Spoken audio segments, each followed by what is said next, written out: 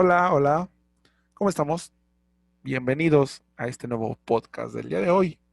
Hoy vamos a tratar varios temas en relación a la familia, ¿sale? Hemos estado hablando de la familia desde hace algunos días, desde la semana pasada más bien, y hoy vamos a hablar de la necesidad de poner normas en la familia. ¿Qué importancia tienen las normas en la familia? Seguramente esta parte y viene de la duda que nos generó el podcast de la semana pasada sobre los acuerdos. Esta importancia de poner acuerdos, de establecer reglas, por así decirlo, las reglas del juego en familia. Y es que, bueno, las normas fomentan las virtudes. Y a su vez, las virtudes, en este caso, van a fomentar este orden principalmente de todas las cosas. ¿Por qué? Porque este orden tiene que ver también con la generosidad, la resiedumbre de la persona, etcétera, etcétera, etcétera. Y van a construir a la persona y van a posibilitar la formación de comunidades humanas en las que va a reinar esta concordia, el respeto y la búsqueda de la excelencia. Esta es la tarea primordial de los padres, obviamente, y es de formar a sus hijos para que sean personas virtuosas. Y las normas son instrumentos que les ayudan a conseguirlo, lo cual entonces es equivalente a decir que los hijos tienen el derecho a ser amados y a ser educados mediante normas que fomenten una convivencia familiar feliz en la que puedan desarrollarse plenamente en verdad y libertad. Pero, pero, existe el riesgo de que los hijos reciban las normas como límites a su libertad y las rechacen. Esto va a hacer entonces que se dificulte la consecución de su último fin. Por ello, entonces, es bueno realizar una serie de reflexiones que nos ayuden, tanto como padres y docentes, a no errar el tiro en un asunto tan importante. Un asunto que tiene que ver con toda la educación que reciben hoy en día. Y bueno, ¿por qué las normas son buenas y necesarias en este caso? Principalmente, ayudan a los hijos a crecer en virtudes y convertirse con el tiempo en personas de bien.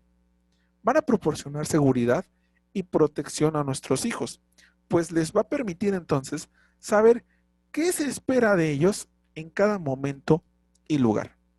Van a fomentar en los hijos la tolerancia a la frustración, que es la capacidad de aceptar con naturalidad que no siempre es posible obtener lo que uno desea. También tiene que ver con fomentar una convivencia ordenada y gratificante, principalmente en la familia y en las demás comunidades humanas. También va a prevenir la realización en el futuro de conductas de riesgo. Esta parte, y es aquí un punto importante, ¿por qué? Porque los niños que crecen sin normas no tienen referentes para ordenar y organizar su vida.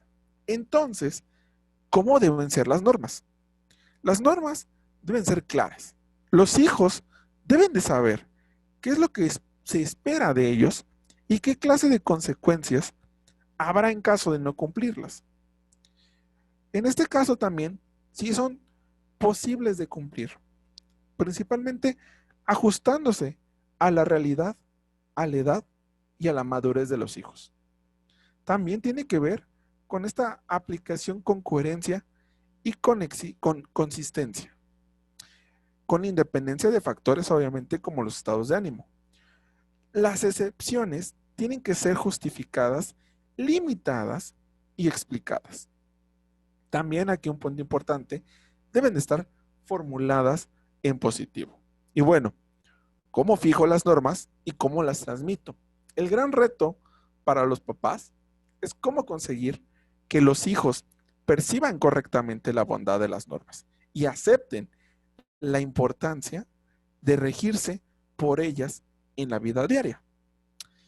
El primer paso es que los padres se decidan qué quieren para sus hijos. Una buena comunicación entre la pareja va a facilitar el acuerdo, incluso cuando existen puntos de vista diferentes.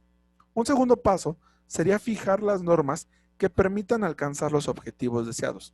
Y aquí es útil distinguir entre tres tipos de normas: las principales, las secundarias y las accesorias.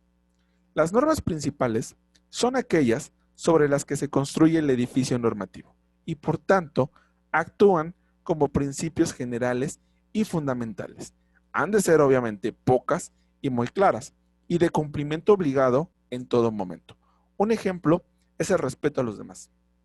Las normas secundarias han de ser poco numerosas y claras, aunque pueden ser matizables, y su cumplimiento puede ser objeto de negociaciones a la luz de otras prioridades.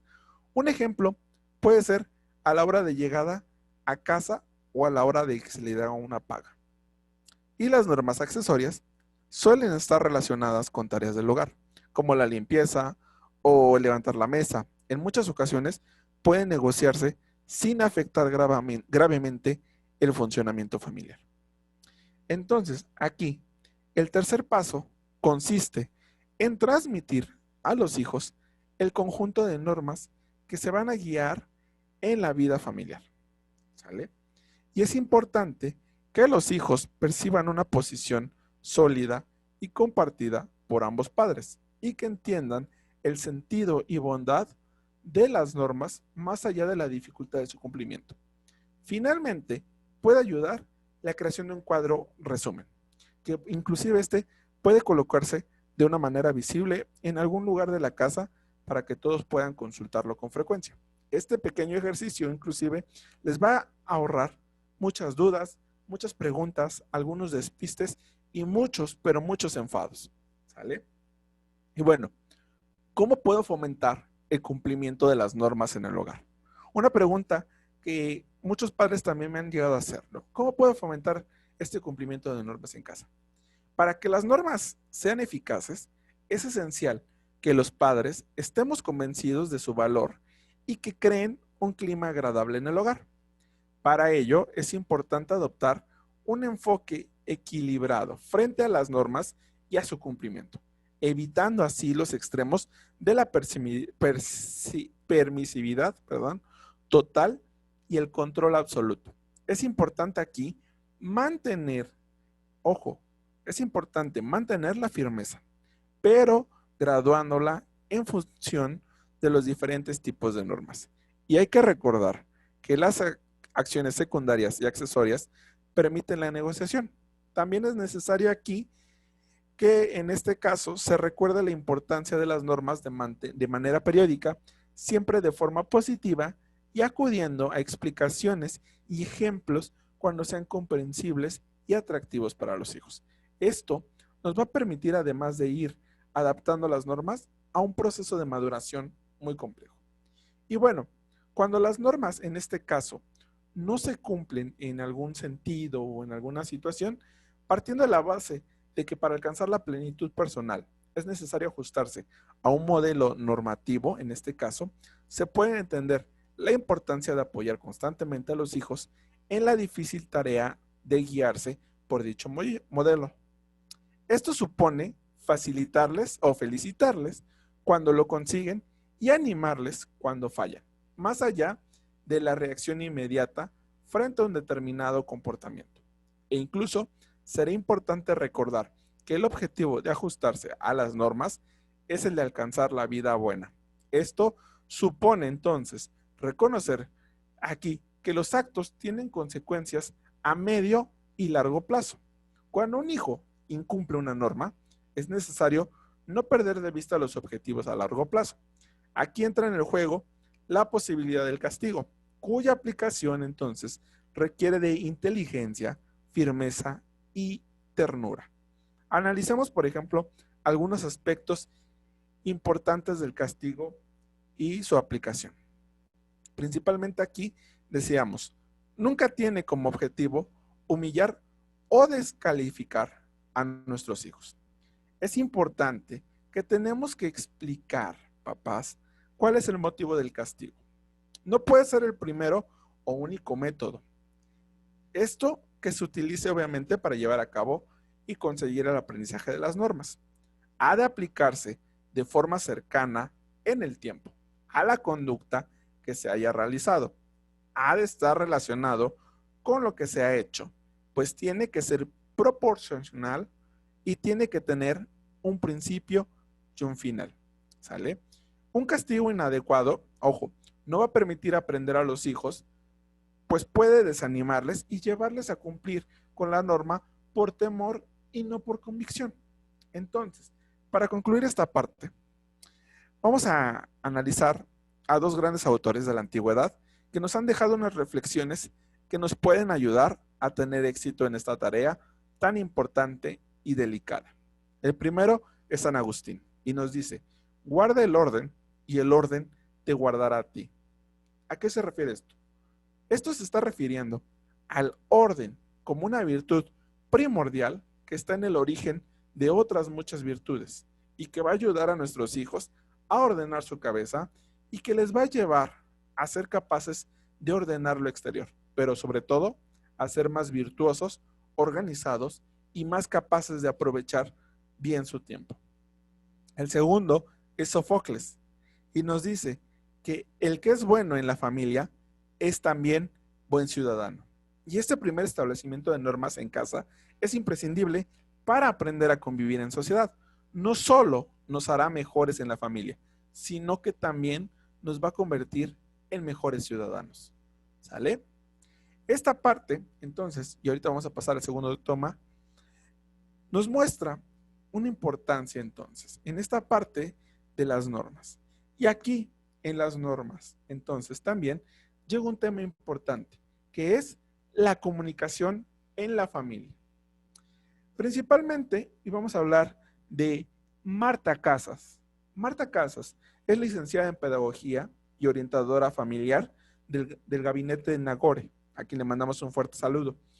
Y nos dice ella, principalmente un punto importante, que la comunicación en la familia debe basarse en la confianza y no en la sospecha, pues todos debemos saber actuar con empatía, lo que va a significar ponerse en el lugar del otro en el caso de los padres como de los hijos. Y esto, en base a esa confianza familiar y a esa empatía, es lógico que cada uno obviamente mantenga y defienda sus criterios, teniendo claro que la familia en este caso es una jerarquía de amor. Para terminar con la receta de la comunicación en la familia, debemos escuchar más y hablar menos, comprender a los demás y expresarnos con cariño y afecto. Entonces, ¿cuáles son las claves para la comunicación en la familia? Y es que la comunicación en familia no siempre resulta fácil, debido a la falta de tiempo, a las múltiples obligaciones y en otro orden, debido a las diferentes edades de los hijos y sus diferentes madurez. Por tanto, aquí podríamos decir que es fundamental dedicar como padres un tiempo en exclusiva a cada uno de ellos y además seguir, por ejemplo, 8 recomendaciones que nos da nuestra colega. Principalmente, la comunicación en la familia va a buscar su confianza, como decíamos al inicio. Punto número 1 es tener mucha paciencia. Y esto, ojo, como dirían, paciencia, Dios mío, paciencia, Dios mío. No es eso. Eso no quiere decir que lo consientas de sus malos modos y la falta de respeto y no le pongas límites.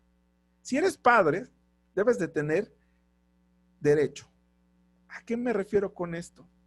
A esta parte importante de los límites, de tener paciencia con él. Es un niño, es una personita que está aprendiendo. ¿Sale? Punto número 2 es escuchar y es vital. ¿Por qué? Comprender y saber lo que nuestros niños piensan sobre la vida, sobre los demás, sobre él mismo, después de escucharle y comprenderle, inclusive darle criterios y pautas que le ayuden a crecer y madurar. Un tercer punto, ¿cuál sería? No entrar en conflicto con él. Dile lo que piensas sobre su conducta, sobre sus amigos, sobre sus ideas. Oblígale a que te escuche y a reflexionar lo que has dicho. Luego puedes conversar al respecto, ¿sale? Otro punto es interesarse por su vida sin interrogarle. En ocasiones, y sí, lo sé, es difícil, pero esta línea a seguir pone en su lugar a ti. Tampoco te gusta, por ejemplo, que tu esposo, que otra persona, que tu mujer te interroguen. Hay una diferencia enorme. Entonces, no te pongas en esta parte, ponte en su lugar. 5. No vuelques tu ansiedad en él. Te preocupa, yo sé, que se deje arrastrar por amistades, que obre mal, que saque males notas, que se haga daño a sí mismo, infinidad de cosas, pero comunícaselo con seguridad y serenidad, sin mantenerlo a raya, por si acaso. En esta actitud no están los límites, ¿sale? 6. Ayúdale a comunicar sus emociones. Que sepa tu hijo o la personita cómo te sientes tú ante una determinada actitud suya y que te cuente cómo se siente él ante un hecho concreto, preocupación o decisión tuya como papá, ¿sale? 7. No te desahogues con él. Una cosa, sí, es transmitirle nuestras emociones y preocupaciones y otra distinta, descargarnos con él. Él no está capacitado, por ejemplo, para hacer frente ni escuchar a nuestros problemas con nuestro esposo, con su papá, con nuestro jefe, con otra persona. Él no está capacitado para eso, ¿sale? Y último, respétale sus momentos de intimidad. Sí, a lo mejor lo ves preocupado, pero no quiere contarte lo que le pasa. No le agobies, pero que sepa que puede contar contigo para lo que necesite, ¿sale? Eso es importante. Y bueno, aquí, en esta cuestión, vienen otro punto importante, que son los estilos de autoridad en familia y la autoridad en familia. Esta parte que va relacionado con esto que estamos hablando hoy, que es prácticamente la parte final de todo este punto, de esta parte de la comunicación en familia, de esta cuestión de las normas y de todo esto, es algo muy curioso. Que justamente yo cuando lo hablaba hace unos días, en esta parte, investigando para presentar el podcast del día de hoy, encontré a este querido colega, a Óscar Castillero Minesa, un español, que es graduado en psicología con mención en psicología clínica por la Universidad de Barcelona. Tiene un máster en psicopedagogía con especialización en orientación en educación secundaria y está cursando el máster en psicología general sanitaria por la Universidad de Barcelona, a quien le mandamos un saludo hasta Madrid. Y bueno, él, cuando nos hablaba de esta parte de los estilos de autoridad, en primer lugar, y es cierto, como él lo dice, podemos organizar los tipos de autoridad en dos categorías y que son en función de si aparece por su imposición social o por convicción en las capacidades del individuo que la ostenta. ¿Cuáles son estas? Principalmente encontramos aquí, por ejemplo, a la autoridad formal. ¿Quién es la autoridad formal? Uno de los tipos de autoridad básico, que es esta parte, se trata del tipo de autoridad que es ejercido debido a aspectos que no se derivan del respeto por las capacidades del otro, sino de su posición y la capacidad de administrar recompensas y castigos. Se considera que la autoridad aquí es impuesta y asignada por otros, sin que los seguidores tengan en principio influencia en ella. Si bien es cierto que la asignación de dicha autoridad puede haberse derivado del respeto previo, ¿sale? Específicamente aquí, este tipo de autoridad, la autoridad formal, es el tipo de autoridad que proviene de se le haya proporcionado algún tipo de superioridad posicional a un individuo con respecto a otros, permitiendo que tenga poder de decisión sobre estos. Es la que depende del puesto o status quo. Puede subdividirse en la parte lineal, basada en una jerarquía, o en la parte funcional, centrada únicamente en un ámbito o una tarea específica, ¿sale? Tenemos otro tipo de autoridad, que es la autoridad moral. Esta se entiende a la autoridad moral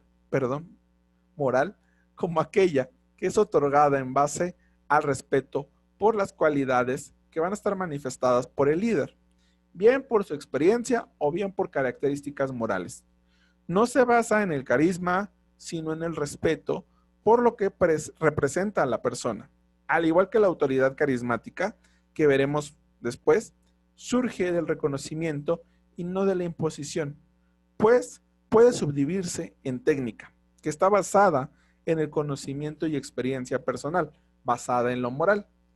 Y aquí tenemos a un personaje muy curioso, a Weber, Max Weber, quien nos dice que el tema de la autoridad ha sido estudiado desde la sociología por diferentes autores, en específico por Weber, Max Weber, quien propone otros 3 tipos de autoridad. ¿Cuáles son estos? La autoridad tradicional, que es la que se trata del tipo de autoridad que confiere poder a través de la tradición y la costumbre, habiéndose enseñado el subordinado a hacerlo. Las órdenes de los superiores aquí son justificadas por los propios subordinados. El poder es heredable, es irracional y puede ser delegable. ¿Sale? Tenemos también aquí a la autoridad carismática. Esta se trata de uno de los tipos de autoridad que se posee con el acuerdo de los subordinados. Está basada en la capacidad de carisma de la persona al mando. Nace del respeto y la admiración de las características de la persona. ¿Sale? Esta persona que es líder principalmente y que se acepta como justificadas debido a dicho respeto por las facultades o la forma de ser del sujeto en cuestión. Tenemos también la autoridad racional, que es conocida como burocrática o legal. Las personas obedecen este tipo de autoridad debido a que sus decisiones son captadas como de acuerdo con las normas sociales, aceptándose como legítimas. Y bueno, antes de continuar, hasta este punto, hasta estos 5 puntos de autoridad, estos tipos de autoridad, estas 5 autoridades, ¿qué relación tienen con la familia? Muchísima. A lo mejor ahorita mientras hablábamos de estos tipos de autoridad, se les vino a la memoria algún tipo de familia que sea así. Esta parte, por ejemplo, en la carismática, donde es esta cuestión como algo justificado, que está en la carisma del papá, de la mamá, por ejemplo, en esta tradicional, donde se va pasando de generación en generación, y los consejos son tomados por los adultos mayores, y así sucesivamente, ¿no? Esto tiene que ver también con a lo mejor los tipos de familia, ¿no? Y aquí podríamos decir que, bueno, hay algunas relaciones de poder ejercidas en la familia. ¿De qué manera? Y es que la autoridad es ejercida en numerosos ámbitos, tanto a nivel social como a nivel laboral o familiar. En este último ámbito se han destacado 4 tipos de autoridad y que si bien se centran en la familia, se trata de elementos que son explorables a otras situaciones e instituciones. ¿Cuáles son estos? Son principalmente el sexto, que es autoridad autoritaria o coercitiva. Esta se trata de un tipo de autoridad inflexible que tiende a prolongarse a través de la dominación y el ejercicio de la fuerza. Los seguidores la aceptan debido al miedo, al castigo o retirada de recompensas. Ya se imaginarán a qué. Séptima, autoridad democrática. Se trata de uno de los tipos de autoridad más valorados. En este existen límites a la conducta que son claros y definidos. Si bien se valora y tiene en cuenta la opción de cada miembro, ello provoca que sean más frecuentes la generación e implementación de ideas innovadoras. Si bien los comportamientos pueden ser sancionados, dichas sanciones son por lo general comprendidas dentro de un marco previamente establecido entre todos. Y aquí se encuentra principalmente en el mundo de la familia o bien en la empresa cooperativa. ¿Sale? Otro que es aquí, el número 8, son autoridades inconscientes. Y se trata de un tipo de autoridad que se ejerce de manera poco coherente, que va variando las normas y las órdenes y que no tiene su seguimiento los mismos resultados, según el momento o las circunstancias. Los límites no están claros, supone un elevado grado de confusión en quien la sigue y a la larga puede provocar reactancia e inclusive desobediencia, ¿sale? Y el otro es el número 9, que es autoridad permisiva o laissez-faire. ¿A qué nos referimos con esta parte? Si bien se llega a considerar un tipo de autoridad, el principal problema de este tipo de relaciones de poder es que no existe una limitación o regulación propiamente dicha, o bien, esta es débil. El subordinado aquí puede hacer lo que le plazca, no habiendo un ejercicio de autoridad propiamente dicho. Es decir, como diría coloquialmente mi abuelita, anda como pez en el agua. No hay ningún problema, es estos padres permisivos que no hay problema, vete a la fiesta. Total, es esta cuestión. Y bueno, existen otros tipos. Al margen de las clasificaciones anteriores que hablábamos ahorita, podemos encontrar otros tipos de autoridad, siendo algunos considerados inclusive subtipos de clasificaciones anteriores. ¿Cuáles son estos? Un décimo sería la autoridad operativa. Este tipo de autoridad es unipersonal. Si bien es generalmente otorgada por otros, en esta ocasión el poder no es ejercido sobre la persona en sí, sino que la autoridad se tiene respeto a una determinada temática o acción. Es entonces la que da derecho a actuar de determinada manera o a tomar decisiones respecto a determinados aspectos. Tenemos también a la autoridad administrativa. Y aquí se trata de uno de los tipos de autoridad básicos en el que las personas que obedecen lo hacen debido a la pertenencia de un grupo específico que en principio está comprometido a aceptar dichas órdenes. Si bien se asemeja a la racional, en este caso no llega a plantearse si lo que está estipulado, en este caso la autoridad, sigue preceptos básicos de forma legal. Y un doceavo sería la autoridad informal. Esta autoridad informal se trata de un tipo de autoridad que no nace de la posición social, sino de la predisposición a organizarse y a aceptar las órdenes de otro. La autoridad aquí puede pasar de un sujeto a otro con facilidad, no habiendo un reconocimiento formal de esta. Nace entonces de la aceptación mutua y se asemeja en gran medida a la autoridad carismática, a la autoridad personal y a la autoridad moral. Aquí entonces nosotros estamos viendo estos tipos desde esta manera o desde esta óptica, analizando entonces estos aspectos de cómo es el tipo de autoridad. Probablemente ustedes estén pensando, bueno, ¿qué tipo de autoridad tiene mi familia? O la familia de mi amigo, no sé. Analicemos un poquito estos tipos y pensemos en cómo es nuestra familia, en cómo es, en cómo se relaciona, en cómo se comporta. ¿Por qué?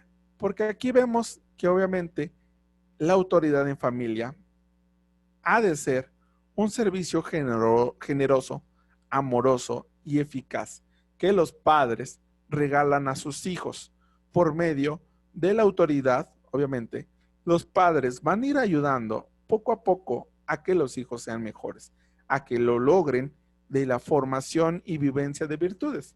No es para que los padres dominen y manden y exijan a los caprichos que como padres pueden tener.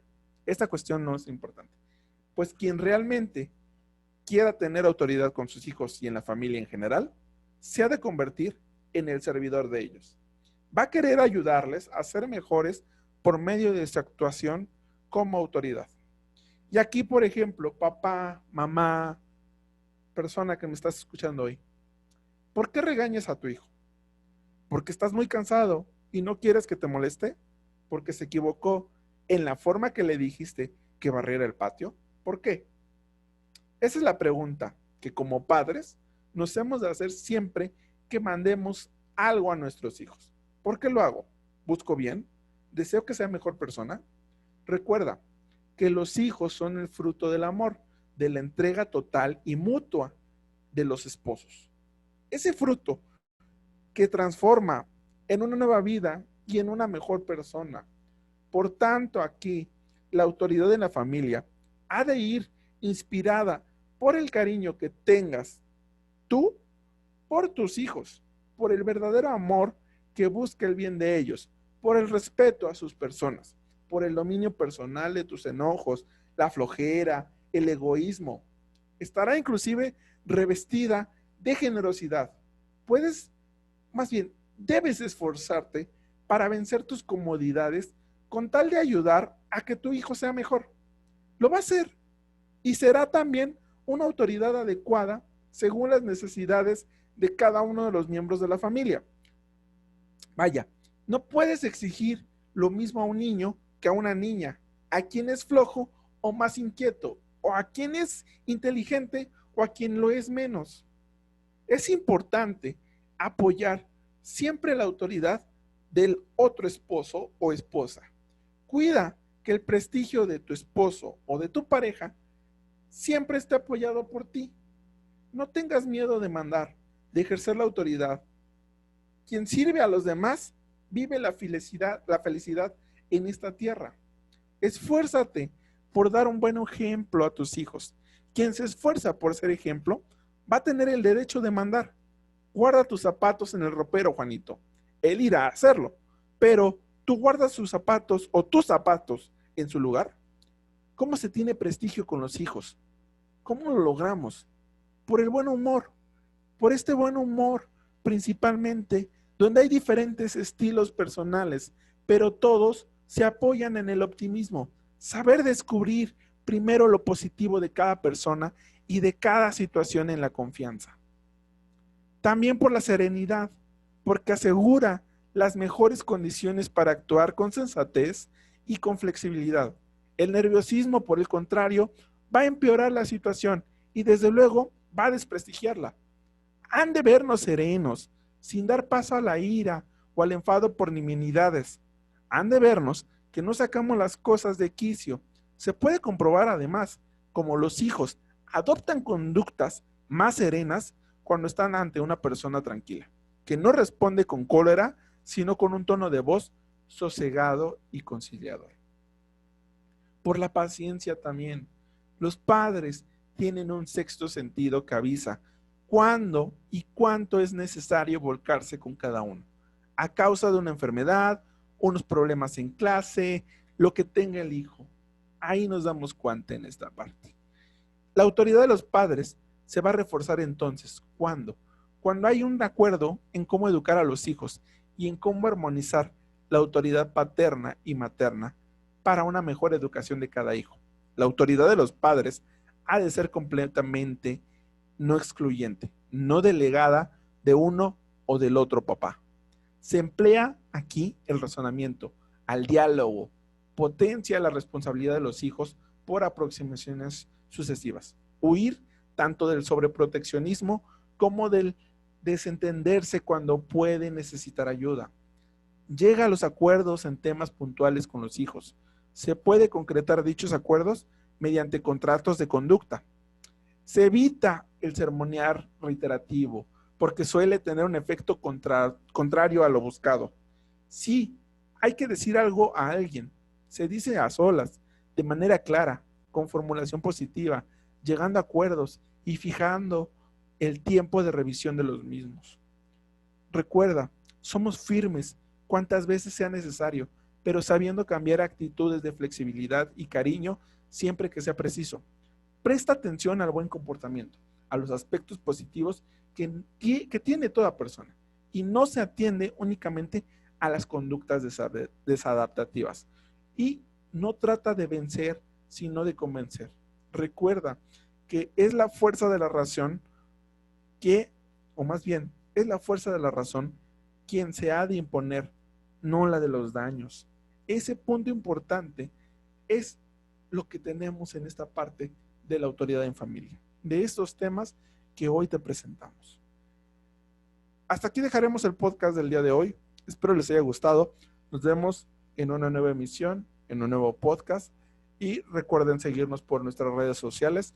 En Facebook nos encuentran como Red Mexicana de Psicopedagogía. en nuestro canal de YouTube como Ubuntu Reside. Estamos en Instagram como PSP Rodolfo. Y bueno, este sábado, hoy sábado, estaremos a las 7 de la noche en una nueva emisión de la temporada 2 de Pensamiento Divergente. Síganos por nuestras redes sociales. Nos vemos muy pronto. Les mando un fuerte abrazo y cuídense mucho. Si no los vuelvo a ver, tengan buenas tardes, días, madrugadas, noches, lo que sea. Hasta luego.